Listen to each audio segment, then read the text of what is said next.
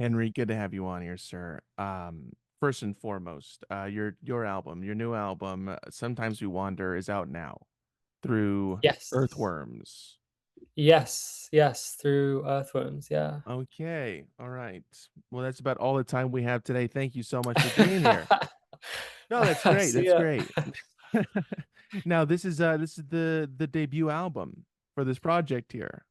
This is, yeah. So yeah, Chateau is my new solo project, and yeah, sometimes we wonder is the new debut album, the new solo album. Interesting. Okay. Yeah. Now, what were you doing leading up to creating Chateau?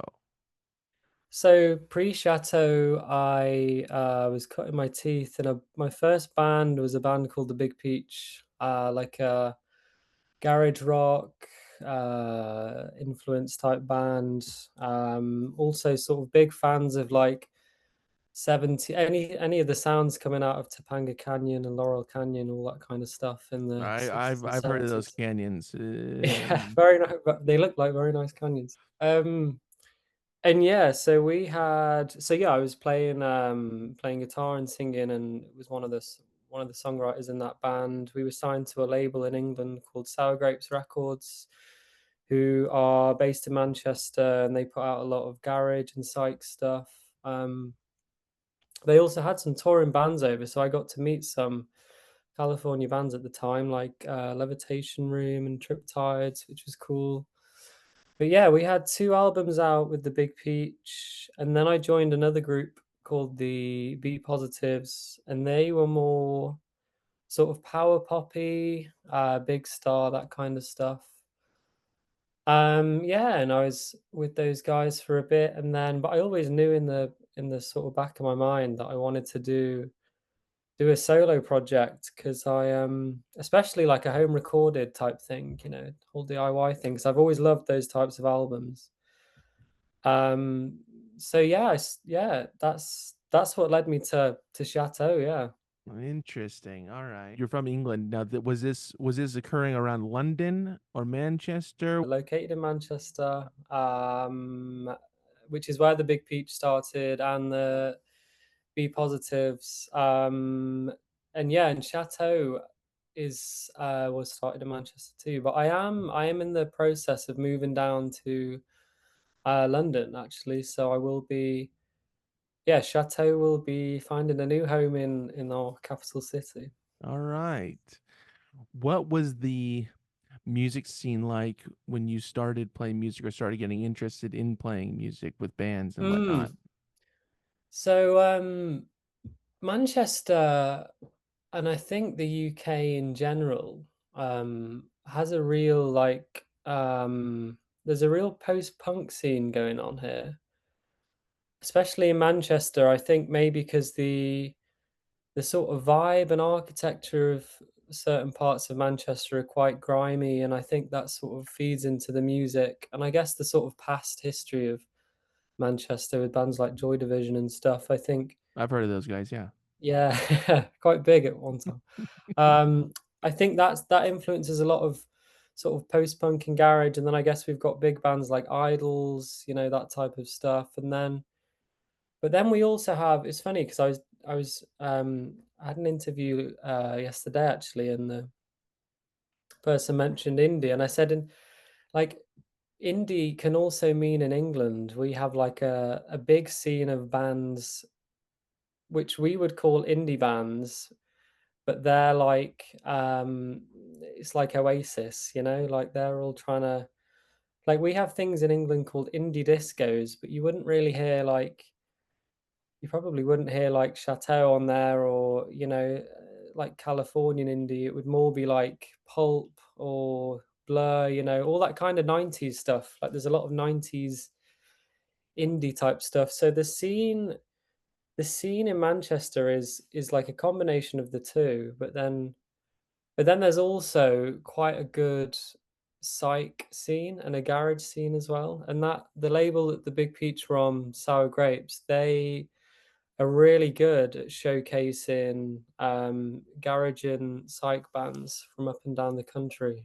Is there anything that you were really interested in early on that wasn't really a sound that was occurring around you outside of Yeah, indie or um, California indie, Manchester indie, and yeah, garage rock and so this kind of stuff?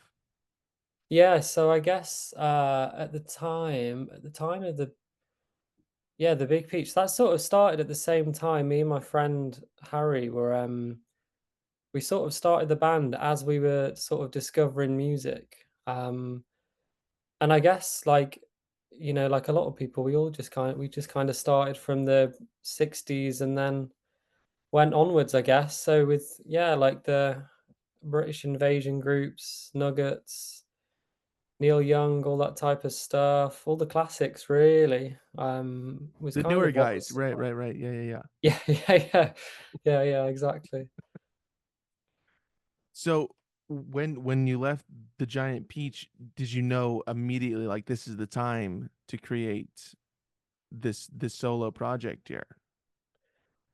So, yeah, I mean, it was always in the back of my mind. I was always sort of, you'd write songs that you sort of think, wouldn't sort of stew on and stuff like that. And but yeah, I think because I was with the B positives after, yeah, it would just felt natural. I knew I was always gonna start a solo project. It's nice. Solo projects are nice.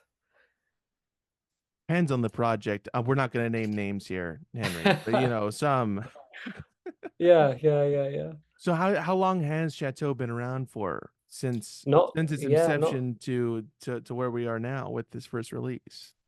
not long at all. So I started, I guess I kind of had the idea for ages, but it didn't sort of form till sort of like last year and a bit of the year before, where I'd moved from, I was living in the city centre of Manchester and I moved to a suburb outside. And I guess just with the move and sort of feeling inspired by new surroundings, I thought I'm going to teach myself how to record at home. So it kind of started then because I was sort of teaching myself how to record by way of writing at the same time instead of sort of following a manual, which can get quite boring.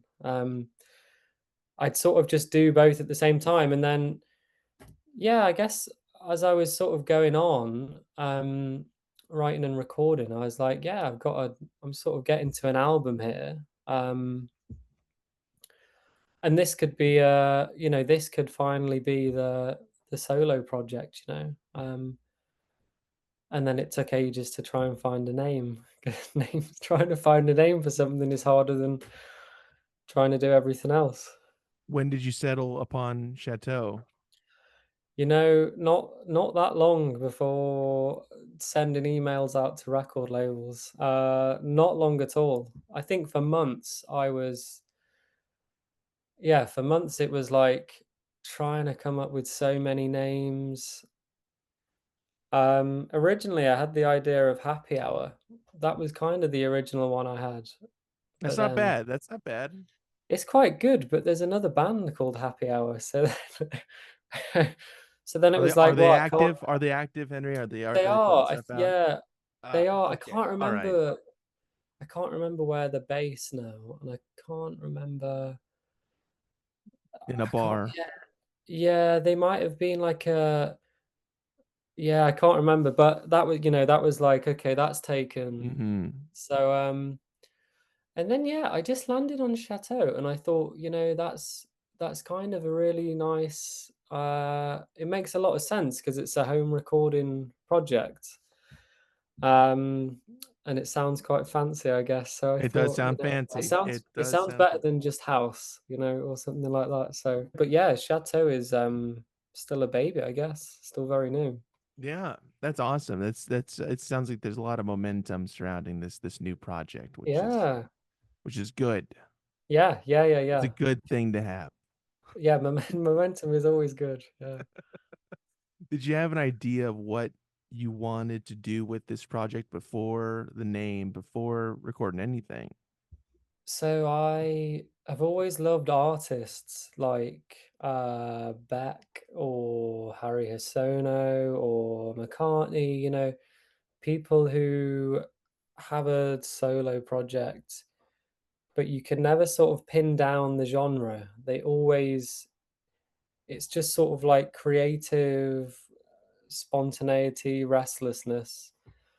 I've always loved that idea because I've loved so many different types of music and I can be inspired by so many different things. I kind of knew that I wanted it to be like a base where whatever I wherever I wanted to go with it and take it, I guess, I could do it through Chateau. Um, so I didn't at the time, I guess the sound of the record is was just influenced by the kind of stuff I was listening to at the time and that was sort of feeding into wanting to make it like a DIY home recording project, that type of stuff. So yeah. It's it's kind of open-ended in a way. Yeah. Yeah, Okay. yeah, yeah, yeah. Are you planning to go in a completely different direction with the next release? Who Is it knows? kind of the idea? Okay, we don't we I understand there's lawyers involved. We don't wanna get in. To be honest, like, I don't really I've kinda got an idea in mind of where I wanna go next with it, but, like, nothing is set in stone and nothing at the moment has kind of started to be written for it just yet. It will be like a completely, fresh batch of stuff. Um, so yeah, I mean, at the moment, it is kind of up in the air, but I've kind of got some ideas of where I wanna go. I think I want it to be a bit more funkier maybe. There's a lot of acoustic guitar on Sometimes We Wonder. I'm thinking maybe less acoustic guitar. Um, yeah, yeah, but we'll see. Do you enjoy this position that you're in right now of not having anything on the table and kinda starting anew? Ooh, it's a good question. I That's what I'm do. here for, Henry. I try. Anyways, please, sir. Yeah. Yeah, Um, is that daunting or is that kind of, all right, we can start anew with it's, whatever we know?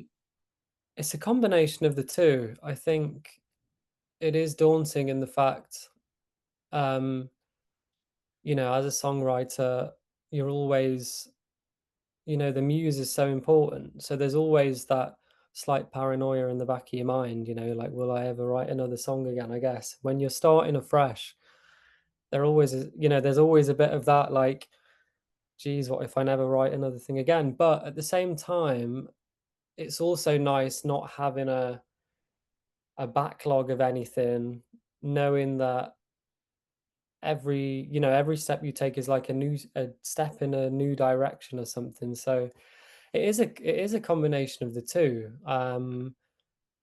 but yeah, I guess it's like having a complete blank canvas, isn't it? And choosing which paints you wanna use for the next, painting, I guess, but, yeah, no, definitely a combination of the 2. Is there an artist's work that really stands out to you that has kind of been in that direction of going at a different pace of from where they came from on the last record? I think, like, his like, Odelay for Beck, I think it's Mm, like, I've listened to that so many times this year, and it's still like, wow, like, each song on this is crazy, like, the stuff he was coming up with, like, it's but then even, like then the next album, Mutations, is like, completely a different thing. It's all acoustic based, and instead of it being this sort of, like, monster built on, like, drum samples and all this kind of stuff, he's gone for, like, this warm, sunny haze of, like, acoustic guitars and stuff, and then and then I can't remember what the album is after that, but it might be Sea Change. But like, which is or like, another, yeah, no pun intended, Beck, a change. yeah, exactly. But no, I love that. But even like someone like Harry Hosono as well, like all of his stuff is like he's hard to pin down because he's got like I guess he starts with Hosono House, which is very DIY, but then he goes in this like exotic Tropicana type thing with Tropical Dandy, and then all a few years down the line, he's with Yellow Magic Orchestra and all that kind of stuff, and he's like doing synth pop. It's like that stands out. Like, yeah, I absolutely love that. I guess you kind of it's really nice following artists that you kind of never really know what you're gonna get, I guess. Mm, And hmm. maybe sometimes you might not like the album that they put out, or maybe it's a grower and it takes a few months and then you're like, wow, I really like this as much as I did the previous one. Yeah, those are kind of interesting albums. You go, this is Yeah. not for me, and then you come back and you go, oh, okay, it was all along. Yeah, like a band like that for me a few years ago was XTC. XTC. Um Okay, I'm not familiar yeah, with them. so they had a big hit with Making Plans for Nigel in the Oh 70s. yeah, yeah, yeah. Okay, okay. I'm following you. Yeah. Yeah. They had a big hit in America actually with a song called Dear God in the 80s, if you've heard I that. only know the Nigel one. I'm sorry. I'm sorry. Ah, yeah. I haven't done the research. I didn't do my homework. I apologize, Henry. Um, But they were a band where I listened to I checked them out, but it was a bit like, I don't know if I can get into this. And mhm. then a few months later, I listened to one of the albums and I was like, yeah, I just got obsessed, absolutely obsessed. And then, yeah, you get obsessed to the point and then you don't listen to them again for a while. But yeah, no, Right. they're a classic case of that. Yeah, a bit of a grower, but yeah, it's always good stuff. What is the how many rotations could you do of an album or a song until you're like, all right, I liked it and now it's done. Yeah, I mean, I guess it's a bit like when in the Big Peach we were recording the second album, and I was really into the Kinks album, Face to Face. I think from '66. What's on the cover of that one? It's like I think there's two, but I think the main one I've seen is like a sort of watercolor painting, Mm, and it's okay. got songs on there like Party Line. I've not basically I can't remember because around that time I was listening to that album constantly, to the point where I can't listen to the Kinks anymore. If I try and listen to the Kinks, it's like I've overdosed. I've Mm, overdosed on the Kinks. I guess it's a bit like that with like people probably get that with like the Beatles maybe or something. right, of course. Um, but yeah, no, that's a prime example of something that if I just can't. I It's almost like I've got no desire to listen to it anymore. It's like I've overdosed on the Davis brothers. I can't I can't take it any further. I Do love you the have a Kinks. Yeah, It's interesting that you mentioned that because I haven't really I mean I haven't gone down the rabbit hole to that extent yet, but I love that every once in a while there'll be a new Kinks song that I've never heard, and I go, oh, that's an amazing song, and then I yeah, add it yeah, to like, yeah, oh, yeah. that's like another one of those Kinks songs that I really enjoy. Yeah, Yeah, yeah, yeah, yeah. Do you have one of their, like, groups or albums that you've played to death? that I've played to death and I can't come back to for the time being.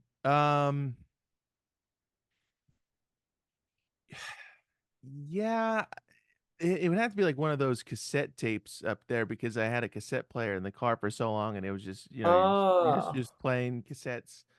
Maybe there's this band Fiddlar. Have you heard of that band? They're a California band. I know the name, but I've never listened to them. their first album just because I was around it so much for a long time. Um, Even in my brother's car and then in my own car, and everybody was always Mm, playing this album. So maybe that one for a time, but maybe it's time to come back. mm, And maybe I will be that's coming cool. back to that. Yeah. I'll make a note. Now let me ask you this on the flip side. Is there a band or an album that you haven't sat with enough, you feel that you should go back to, and you hear it every once in a while, and you go, oh yeah, that's a good album, and Oh, maybe it should be played more often, and it maybe just slips through the cracks. um, oh, that is a good question. I appreciate it. That's two. That's two. It's pretty good. Pretty good average so far. Um, I'm reading a like this huge Neil Young book called 0 to 60. So I'm sort of like sort of on my mind, and I'm thinking of his album in the 80s called Trans, if Mm. you know of it, where his son at the time was using this device to speak like I think it's sort of like a text to speech type thing.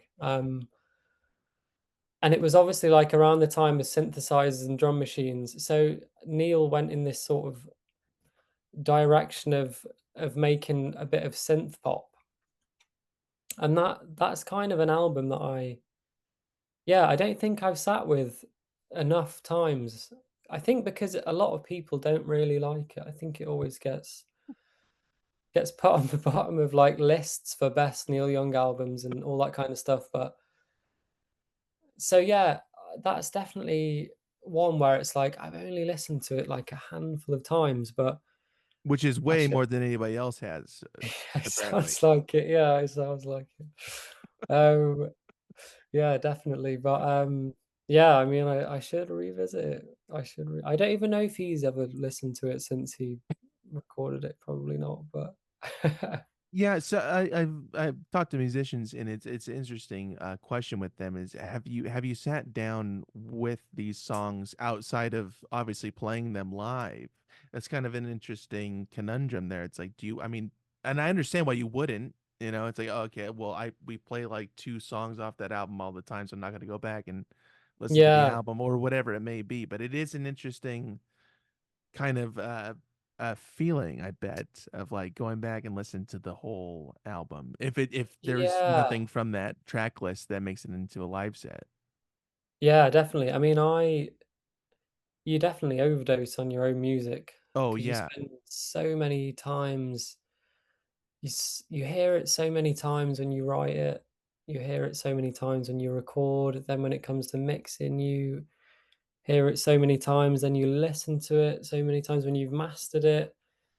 And then it kind of gets to a point where, with me anyway, and it's interesting because I was watching this interview with Kevin Parker from Tame Impala months ago.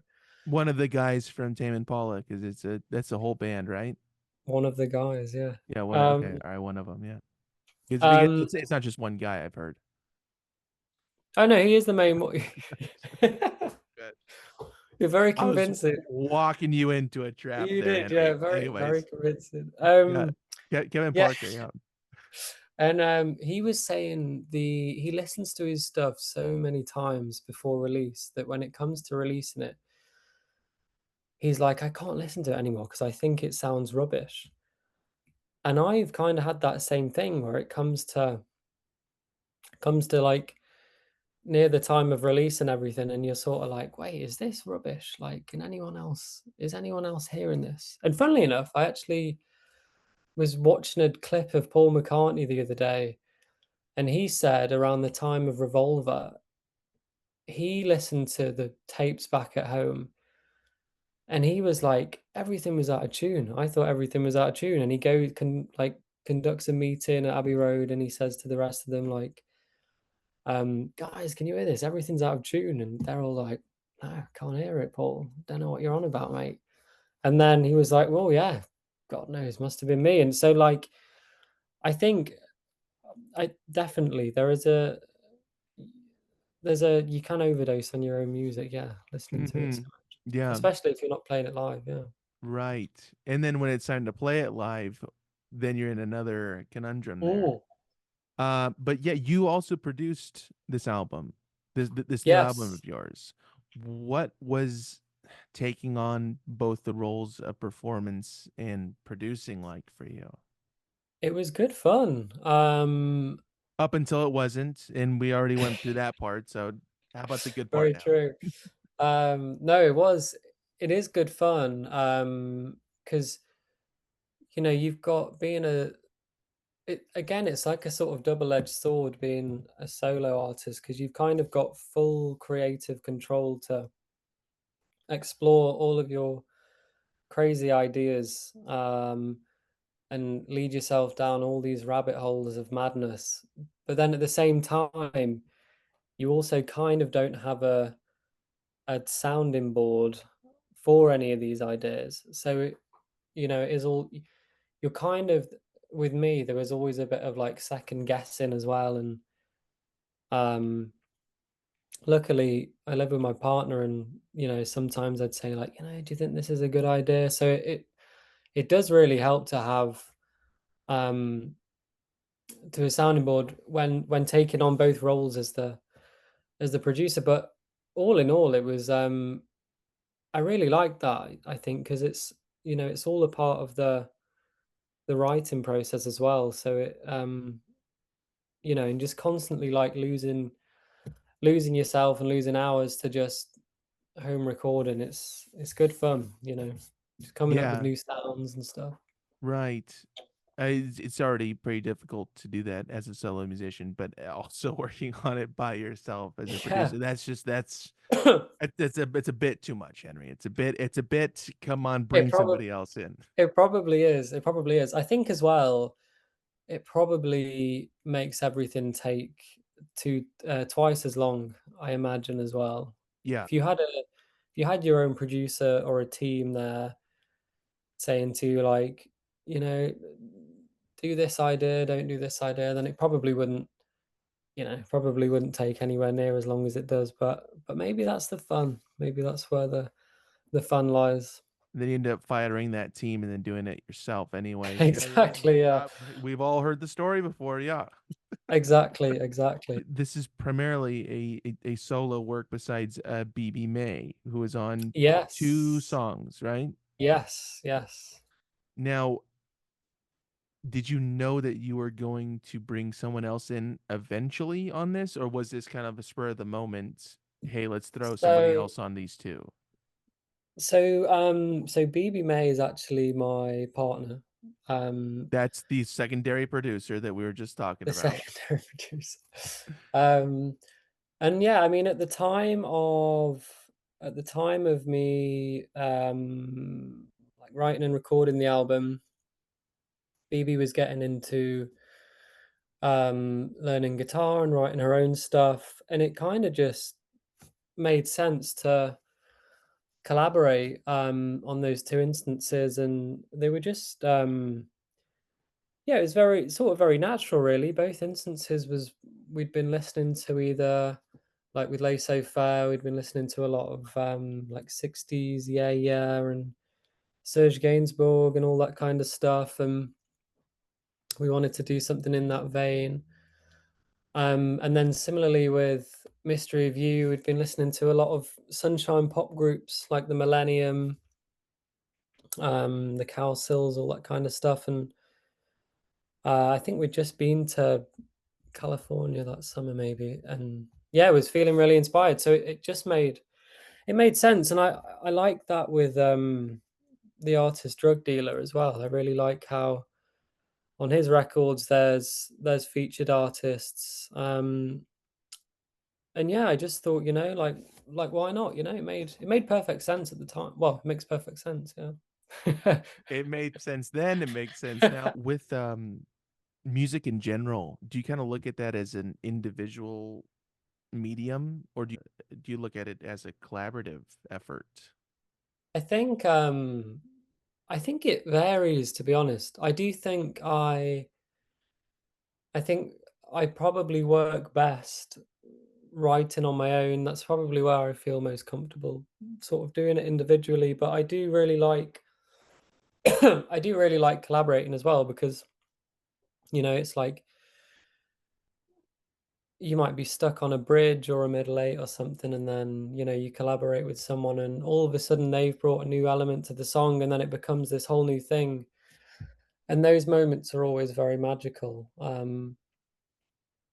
So I think it's a bit of both, and collaborating is always good fun as well. I think it can get a bit like mad scientist on your own, as I was saying, and in your sort of tower. But with other people, I think it can sort of take the pressure off maybe when it's you're sort of having a good time all sat around collaborating and all that stuff. So I Mm. think it's a bit of both, to be honest. We'll say 50-50 then on that. 50-50. Yeah. Okay. You said it, not me, but it's fine. Um, in terms of sitting down and working by yourself, how is that usually happening? Are you just kind of falling into something when it comes, or are you going into a session with an idea perhaps? It varies again, like, inspiration can strike at any moment. It can happen either like I'm listening to something and then something like sparks an idea and then I'll go and pick up a guitar or fiddle around on a keyboard or something, or it can just it can just happen when I'm, sort of walking down the street or driving. Something might come into my mind and I'll just pick up my phone and record something into the voice notes and that type of thing.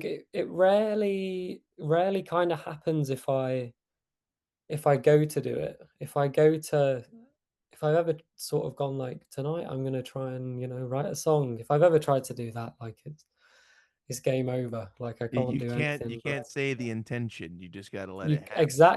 exactly. So it is complete. Yeah, as you said, letting it happen. Yeah. Not forcing it is the key. But then sometimes I found that you can sort of wait around for so long that nothing ever ends up coming. So then you kind of have to force a bit of it to try and get something going. But yeah. Um It's an Mostly interesting it's dance that you have to do with this, for sure. yeah. Yeah. I could never, but Henry, I mean, you're doing it, so that's why that's why you're here. That's why I'm asking you about this. Had these 10 songs on this Mhm. album, right? And were they all kind of written around the same time? Is this kind of around the same era, or were you kind of picking some ideas up from an earlier session or uh, They were time all frame? pretty yeah, they were all pretty much written, spontaneously around the same time as I was trying to teach myself, how to home record. Like, I'd recently just moved, and that's where, like, the idea for the songs "Sometime We Wonder" and "Sometimes We Roam," those kinda came in. Yeah, they were all kinda written around the same time. I kinda went into it not yeah, I did I'd had a few the summer before, I'd kind of written a batch of songs, but I sort of chose not to use any of them because I kinda wanted it to be a completely new thing and just yeah, just sort of see where it was gonna take me really. Yeah, yeah, and then some just sort of came out of thin air, like the instrumental "Feeding Sarah's Cat" in the middle. That was from discovering the artist, Toro y Moi? Oh yeah, yeah, yeah. Yeah, and his album, Mahal, um, a song on that called "Postman," um, which is like this little funky thing, and I can't yeah, kinda had the that just sort I was just sort of like, "Oh, it'd be really nice to do like a little funky sort of interlude type thing," and I've always loved that on, like, McCartney's albums, where he's always got, like, a little funky yeah, like a it could be like a little 40-second little interlude type thing. But yeah, it was all written around the same time. Yeah, I've always liked an intro and an outro. Um, so and yeah, they made perfect sense to be in those places. How do you feel about hard stops and starts with an album? Does that Uh, have its positivity every once in a while? I think it does. Yeah, a good hard stop and You did start. not sell that well to me. All right, that's okay. All right, I understand. So when putting this album together, did it did the theme, if there was one, kind of start to formulate, or like what it was going to sound like as a whole? Did that just kind of eventually start picking up here and there?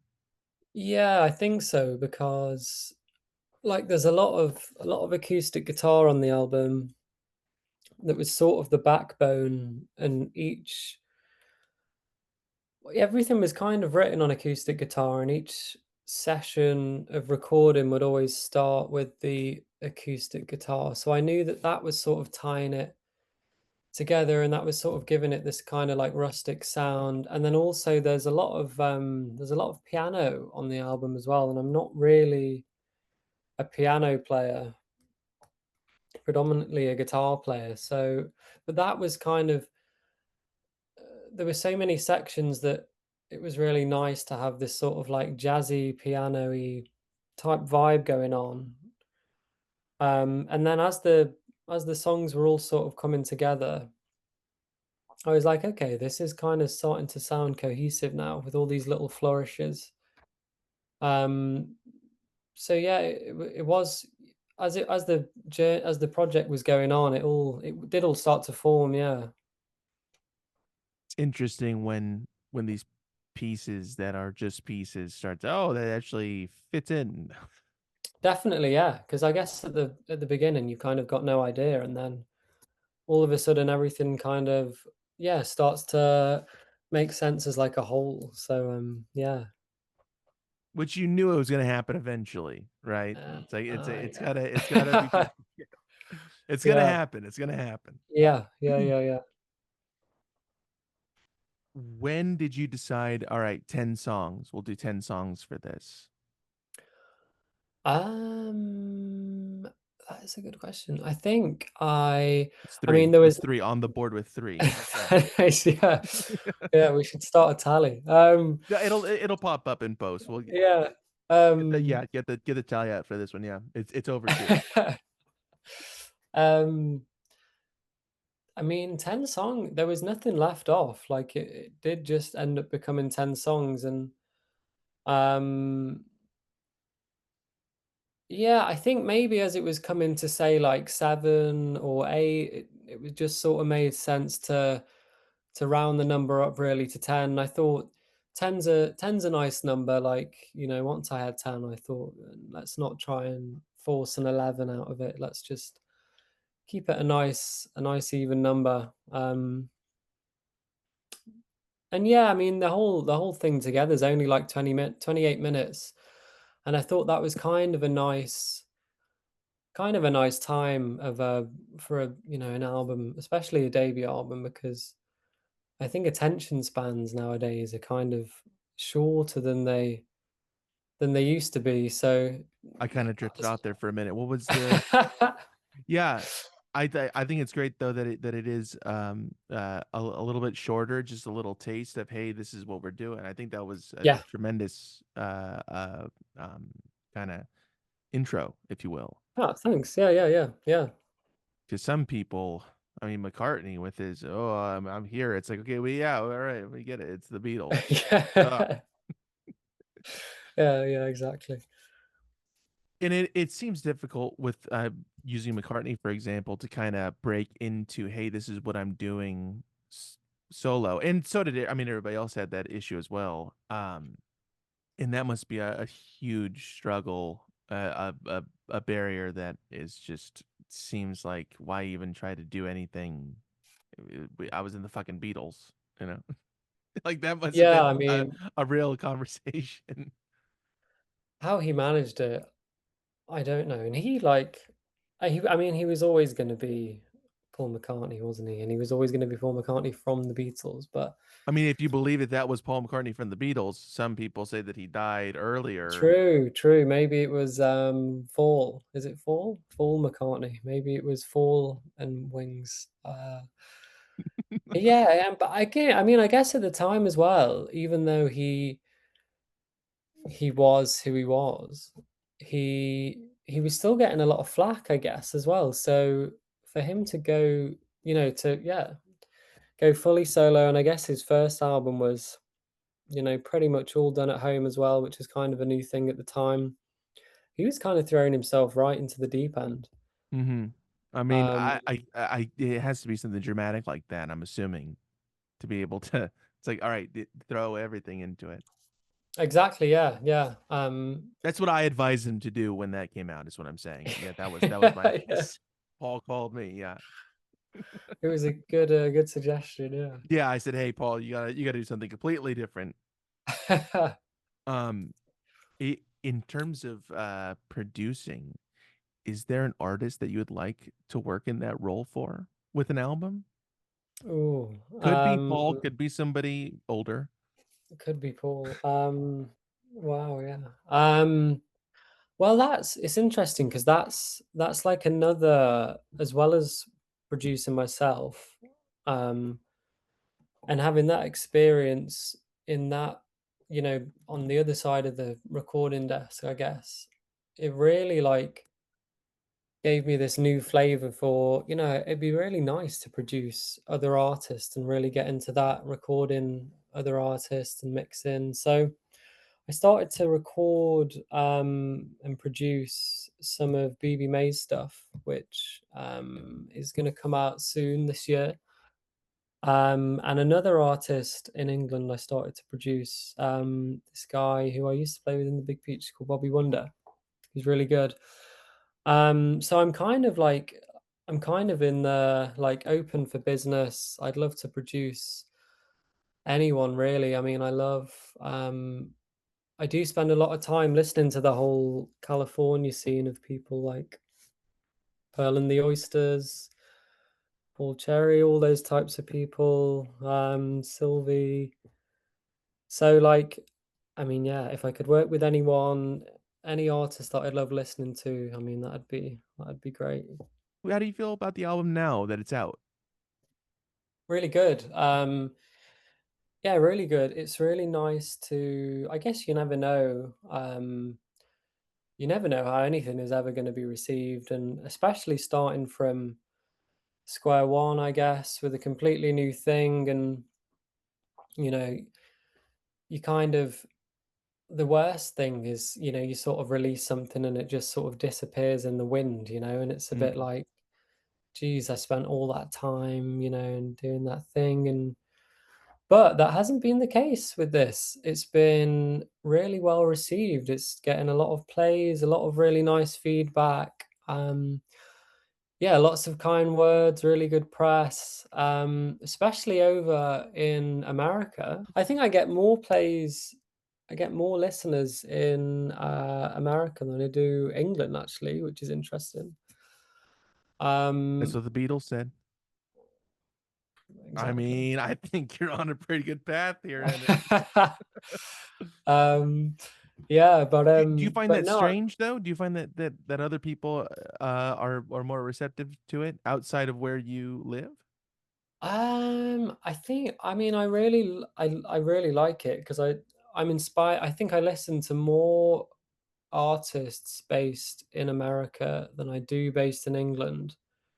So I think a lot of that is sort of, there's a lot more inspiration coming from there. So I think if that comes through the music, I think it kind of makes sense, um, which is really cool. But also, I guess, because of the label being America based as well, like I imagine that that probably feeds into it as well. So, but no, it's really cool. It's really cool to have a fan base over in America, and like it's the album's getting a lot of plays on like college radio and stuff in America, which is pretty cool. And seeing it like Shazammed in places like Chattanooga or New York City, it's like, who's listening to my stuff over there? It's crazy, but, it's The very Americans cool. are. The Americans Yeah, are checking it out.